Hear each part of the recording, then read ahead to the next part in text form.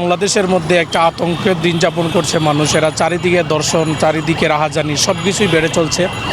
তো আমি এই দর্শন রোধে একটা পরামর্শ দিতে চাই যে আসলে গতদিন আমরা দেখেছি যে আমাদের আইন উপদেষ্টা বলেছেন 90 দিনের ভিতরে বিচার কার্যক্রম এবং তদন্ত করতে হবে 15 দিনের ভিতরে।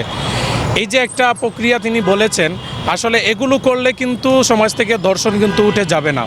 আপনি একটা বিচার প্রকাশ্য করে ফেলেন, দেখবেন সমাজ থেকে দর্শকরা অটোমেটিকলি কিন্তু রিমুভ হয়ে যাবে। কারণ আপনি দেখেন এই যে আমাদের বোন আসিয়াকে যেভাবে দর্শন করা হয়েছে, দর্শন করার পরে এই দর্শকদেরকে গ্রেফতার করা হয়েছে।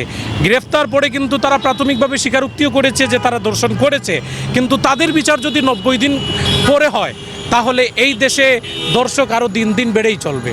কারণ 90 দিন পরে দেশের পরিস্থিতি কোন দিকে যাবে কিন্তু কেউ বলতে পারবে না।